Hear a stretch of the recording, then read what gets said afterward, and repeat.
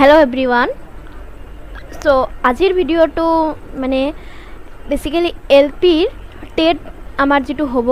2021 অক্টোবৰত সো এই TET LP টেটৰ মেথছৰ যিখিনি সিলেবাস আছে মই সেই সিলেবাসৰ ওপৰত ভিডিঅ' বনাম মানে মই সিস্টেমেটিক যাম সিলেবাস ওয়াইজ সো আমাৰ ফাৰ্স্ট লেসনটো হ'ল সংখ্যা প্ৰণালী সো চাবা সংখ্যা প্ৰণালীত কি আছে মই ইয়াতে ডিসকাস কৰিম সংখ্যা প্ৰণালী সংখ্যা প্ৰণালী ইংলিছত কি কয় নাম্বাৰ সিস্টেম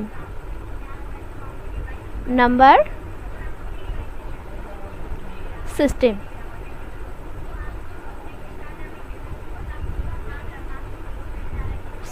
সংখ্যা প্ৰণালীত কি আছে তোমাৰ আমাৰ ফাৰ্স্টত আহিব কি স্বাভাৱিক সংখ্যা তাৰ পিছত আছে তোমাৰ পূৰ্ণ সংখ্যা মৌলিক সংখ্যা যৌগিক সংখ্যা যুগ্ম সংখ্যা অযুগ্ম সংখ্যা এইবোৰ আহিব তো ফাৰ্স্টৰ পৰা মই নাম্বাৰ 1 ৰ পৰা স্টাৰ্ট কৰিম স্বাভাৱিক সংখ্যা কি হয় নাম্বাৰ 1 স্বাভাৱিক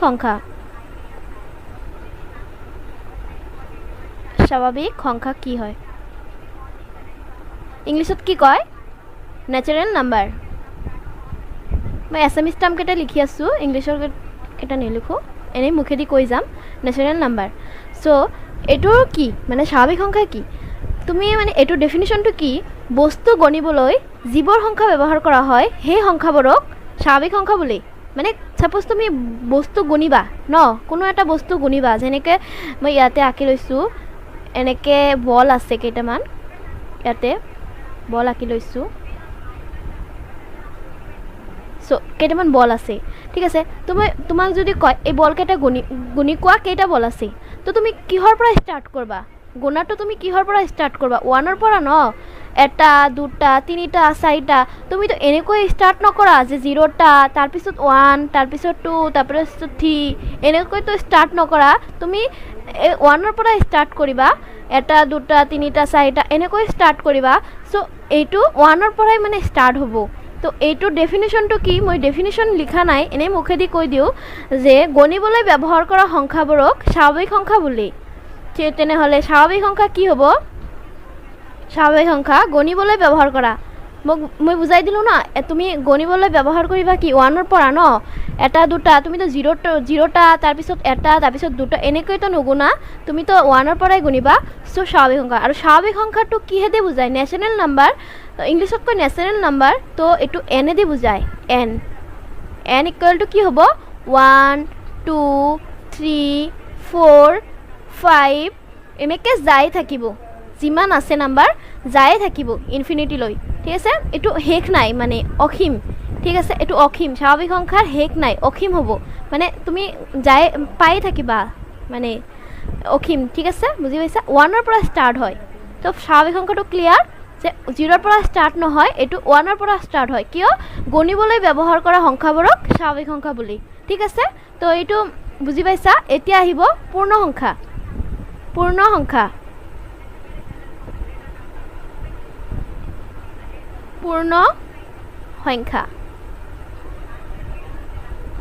ইংলিশত কি কয় হোল নাম্বাৰ ঠিক আছে হোল নাম্বাৰ এইটো কি তোমাৰ এইটো মানে স্বাভাৱিক সংখ্যা গোটেইকেইটা স্বাভাৱিক সংখ্যা লগত আৰু 0 মানে যোগ কৰি পেলাই যেটো সংখ্যা পাবা 0 লগাই ঠিক আছে 0 মানে যেনেকে মই কৈছো স্বাভাৱিক সংখ্যা 0 না থাকে তো পূৰ্ণ সংখ্যাটো 0 আৰু স্বাভাৱিক সংখ্যাবোৰক একেলগে পূৰ্ণ সংখ্যা বুলায় ঠিক আছে এটো কি হোল নাম্বার দি বুজায় তো এটো কি সিম্বলে দি বুজায় w ঠিক আছে w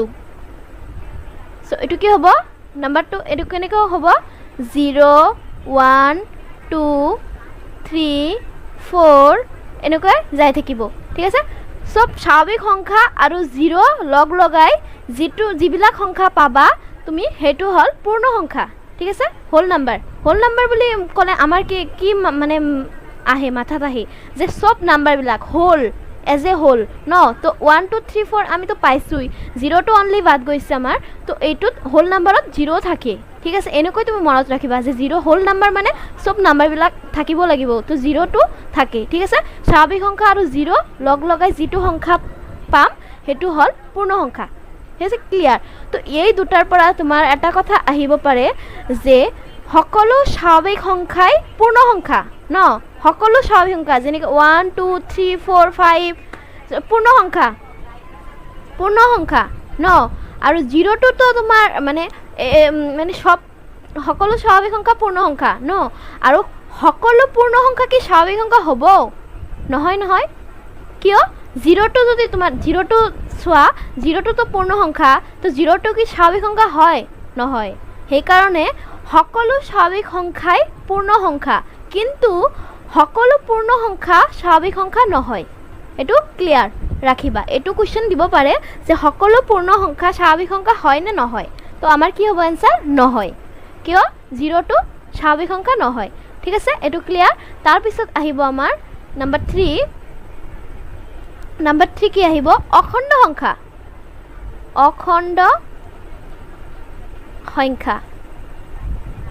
অখণ্ড সংখ্যা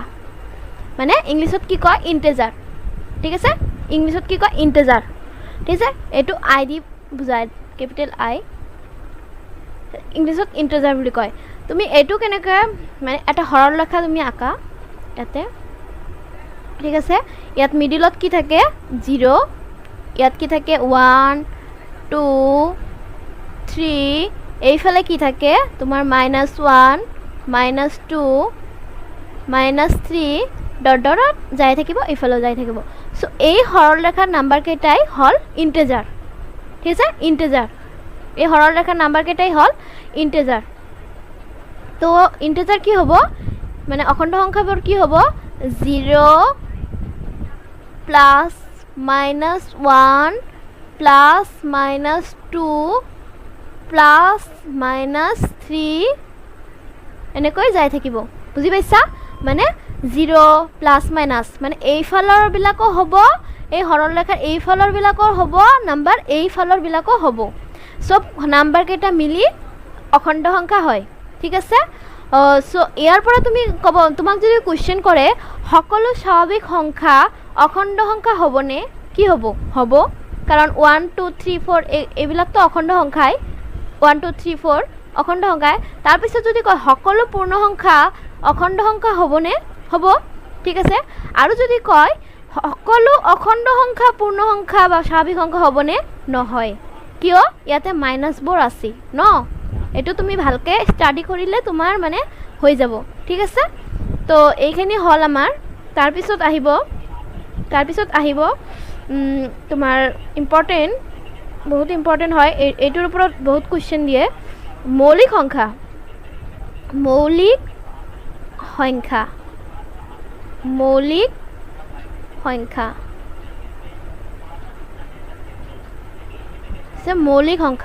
মৌলিক সংখ্যাৰ ডেফিনিশ্যনটো কি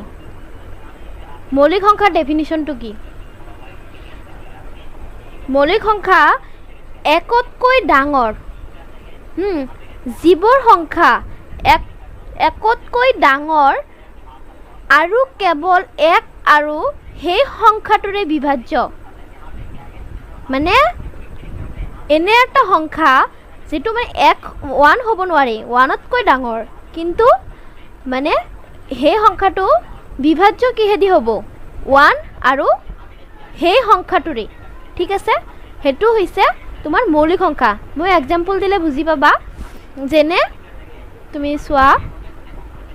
1 তো নহয় আমাৰ যেনে 1 তো নহয় হেতু ডেফিনিশনত আছে তোমাৰ 1 মানে 1 নহয় ঠিক আছে 1 নহয় 1তকৈ ডাঙৰ হ'ব লাগিব আৰু সংখ্যাবোৰ কি বিভাজ্য দুটা থাকিব লাগিব দুটা এটা হল 1 আৰু এটা হল হি নিজেই ঠিক আছে দুটা বিভাজ্য থাকিব লাগিব তো তুমি চোৱা 2 নাম্বাৰ 2 কি হেদি বিভাজ্য যাব 2 তুমি কি মানে তুমি 2 * 1 কৰিলেই 2 পাবা ন আৰু কিবা ইনটু কৰিলে কি তুমি 2 পাবা নাপাবা 2 মাল্টিপ্লাই 1 * 2 আৰু বেলেগ নাই ঠিক আছে তো এই 2ৰ বিভাজ্য কেইটা হ'ব 1 পাবা আৰু 2 পাবা 1 দি বিভাজ্য কৰিব পাৰিবা আৰু 2 দি বিভাজ্য কৰিব পাৰিবা আৰু তো বেলেগ নোপোৱা ন আৰু আমাৰ ডেফিনিশনত কৈছে যে 1 আৰু সেই সংখ্যাটোৰে বিভাজ্য হ'ব লাগিব তেনেহ'লে সেই সংখ্যাটোক মৌলিক সংখ্যা বুলি কোৱা হয়। যেনেকুৱা তুমি চোৱা 3 into 1 আৰুতো বেলেগ মাল্টিপ্লাই নহয় 3 যেনেকুৱা 5 into 1 ঠিক আছে। যেনেকুৱা 7 into 1 আৰু নহয়। যেনেকুৱা 9 নহয় 9 তো নহয় 9 তো কিয় নহয় 9 into 1 আৰু কি আছে 3 into 3 সো এইটোৰ বিভাজ্য 3 হ'ব 1 হ'ব 9 হ'ব সো এইটোতো নহয় আমাৰ অনলি দুটা বিভাজ্য লাগিব ন তো 9 তো নহয় তাৰ পিছত কি হ'ব 11 হ'ব 11 into 1 আৰু তো মাল্টিপ্লাই নহয় সো এনেকুৱা নাম্বাৰবোৰ মৌলিক সংখ্যা ঠিক আছে। সো কি হ'ব মই ইয়াতে লিখি দি আছো অনলি দুটা বিভাজ্য থাকিব লাগিব মৌলিক সংখ্যা হ'বলৈ হ'লে 1তকৈ ডাঙৰ হ'ব লাগিব সংখ্যাবোৰ আৰু অনলি দুটা বিভাজ্য থাকিব লাগিব। সো আমি কি পালো 2 3 5 7 11 এনেকুৱাকৈ যাই থাকিব ঠিক আছে। এইবোৰ হ'ল মৌলিক সংখ্যা।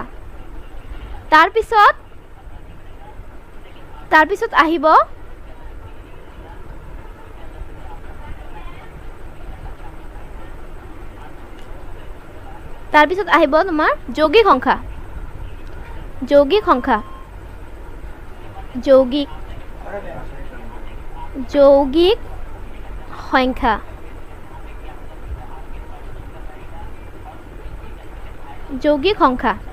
ঠিক আছে। যৌগিক সংখ্যাটো কি এইটো মানে মৌলিক সংখ্যা যেনেকৈ 1তকৈ ডাঙৰ হ'ব লাগিব যৌগিক সংখ্যাটো সেম কন্ডিশন 1তকৈ ডাঙৰ হ'ব লাগিব এইটো মানে কন্ডিশনটো সেমে থাকিব কিন্তু 1তকৈ ডাঙৰ হ'ব লাগিব কিন্তু মৌলিক হ'ব নোৱাৰে মৌলিক সংখ্যাৰ বাহিৰে 1তকৈ ডাঙৰ কিন্তু মৌলিক হ'ব নোৱাৰে এইটোৰ কন্ডিশনটো হ'ল এইটো মানে বিভাজ্য দুটা থাকিলে নহ'ব অনলি দুটা বিভাজ্য থাকিলে নহ'ব বহুত কেইটা বিভাজ্য থাকিব যেটো সংখ্যাৰ সেই সংখ্যাটোৱে হ'ল যৌগিক সংখ্যা মানে মৌলিক সংখ্যাটো দুটা বিভাজ্য থাকে অনলি কিন্তু যৌগিক মানে কি বুজায় যৌগিক মানে আমাক কি বুজায় মানে বহুত কেইটা মিলি যোগ কৰা এনেকুৱা মানে বুজায় না সেইটো মানে মই ক'ব খুজি আছো যে মৌলিকৰ দৰে দুটা বিভাজ্য নহয় এইটো তোমাৰ বহুত কেইটা বিভাজ্য থাকিব লাগিব ঠিক আছে। মই এক্সাম্পল দি আছো চাবা 2 তো নহয় 2 মৌলিক তাৰপিছত কি আছে 3 নহয় 4 তো চোৱা তুমি 4 into 1 তাৰপিছত কি আছে 2 into 2 সো এইটোৰ বহুত কেইটা বিভাজ্য আছে না 4 আছে 1 আছে 2 আছে বহুত কেইটা বিভাজ্য আছে সো এইটো হ'ল যৌগিক সংখ্যা। যৌগিক মানে কি বুজায় তোমাৰ বহুত কেইটা মিলি মানে যৌগিক মানে বহুত কেইটা মিলা বুজায় না সেইকাৰণে এইটো এনেকুৱা মানে এইটো মানে এনেকুৱা নাম্বাৰ কেইটা হ'ব ঠিক আছে। তুমি তাৰপিছত কি 5 তো নহয় 5 মৌলিক 6 তো চোৱা তুমি 6 into 1 and 2 into 3 সো বহুত কেইটা বিভাজ্য তো এনেকুৱা নাম্বাৰবোৰ কি হয় তোমাৰ যৌগিক নাম্বাৰ ঠিক আছে যৌগিক সংখ্যা। সো এইটো কি হ'ব যেনে 4 6 তাৰপিছত কি হ'ব 8 তাৰপিছত কি হ'ব 9 10 তাৰপিছত 12 এনেকৈ যাই থাকিব তো বুজি পাইছা এনেকৈ যাই থাকিব। তাৰপিছত আমি আহিম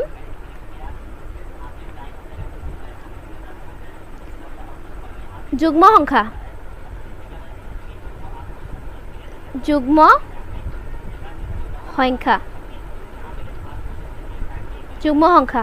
ইভেন নাম্বাৰ ঠিক আছে। এইটো কি যুগ্ম সংখ্যা কি মানে 2 দি হৰণ হ'ব লাগিব যিবোৰ সংখ্যা 2 দি হৰণ কৰিব পাৰিবা সেইবোৰ সংখ্যাক মানে যুগ্ম সংখ্যা বুলি কোৱা হয় মানে তোমাৰ যিকোনো এটা সংখ্যা 2 দি হৰণ কৰিব লাগিব মানে বাকি নথকাকৈ হৰণ যেটো যায় মানে যেটো সংখ্যা 2 দি হৰণ কৰিলে একো বাকি নাথাকে সেই সংখ্যাবোৰক যুগ্ম সংখ্যা বুলি কোৱা হয় ঠিক আছে। যুগ্ম সংখ্যা তো এইটো তোমালোকে জানা এইটো মই বেছি ডিসকাস নকৰো যেনে মানে 2 দি হৰণ যাবা বা এনেকুৱা তুমি ভাবিবা 2 দি ইনটু কৰিব পাৰি মানে 2ৰ গুণিতক ঠিক আছে 2ৰ গুণিতক এইবোৰ সংখ্যাবোৰক 2ৰ গুণিতকটো বুজিবা তো 2ৰ গুণিতক হ'ব লাগিব বা 2 দি হৰণ কৰিব পৰা সংখ্যাবোৰক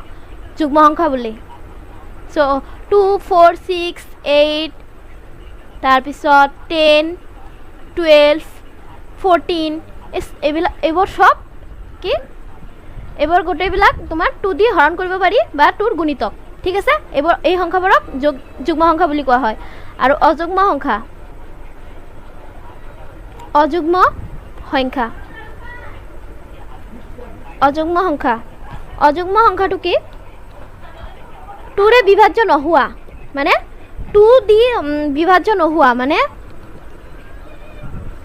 2ৰ গুণিতক নহয় ঠিক আছে 2ৰ গুণিতক নহয় সেই সংখ্যাবোৰক কি অযুগ্ম সংখ্যা বুলি কোৱা হয় 2ৰ গুণিতক মানে হ'ব নোৱাৰা সংখ্যাবোৰক ঠিক আছে যেনে কি হ'ব বা 2 দি হৰণ কৰিব নোৱাৰিবা 2 দি হৰণ কৰাৰ পিছত তোমাৰ বাকি থাকিব হেনেকুৱা সংখ্যাবোৰক অযুগ্ম সংখ্যা বুলি কোৱা হয় যেনেকুৱা তোমাৰ 1 3 5 7 এইবোৰটো 2ৰ গুণিতক নহয় বা 2 দি হৰণ কৰিব নোৱাৰা এই সংখ্যাবোৰক কি অযুগ্ম সংখ্যা বুলি কোৱা হয় ইংলিছত কি অড নাম্বাৰ সো এইখিনি হল আমাৰ সংখ্যা মানে আমাৰ টেটত এলপি টেটত লগা মানে সংখ্যা প্ৰণালীৰ একেটাই লাগিব তাৰ পিছত ইয়াৰ ওপৰত কোৱেশ্চন আহিব মই ডিসকাস কৰিম পিছত ইয়াতে ইয়াৰ পৰা মই কেইটামান নোট দি আছো নাম্বাৰ 1 যেনেকুৱা 1 সংখ্যাটো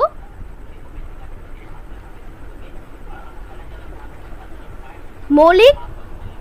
বা যৌগিক এটাও নহয় ন মৌলিকৰ ডেফিনিশনত 1তকৈ ডাঙৰ হ'ব লাগিব আৰু যৌগিকৰ ডেফিনিশনত কি আছে 1তকৈ ডাঙৰ হ'ব লাগিব তো 1 সংখ্যাটো কি মৌলিক বা যৌগিক এটাও নহয় সো এইটো তোমাৰ কোৱেশ্চন দিব পাৰে এটাও নহয় এইটো তুমি মনত ৰাখিবা 1 সংখ্যাটো মৌলিক বা যৌগিক এটাও নহয় ঠিক আছে এইটো মনত ৰাখিবা তাৰ পিছত আছে আমাৰ কৈ ডাঙৰ সকলো সংখ্যাক 1তকৈ ডাঙৰ 1তকৈ ডাঙৰ সকলো সংখ্যাক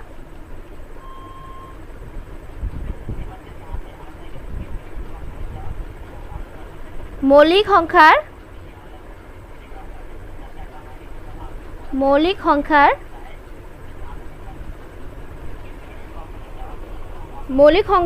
গুণফল হিচাপে লিখিব পাৰি গুণফল হিচাপে লিখিব পাৰি চাবা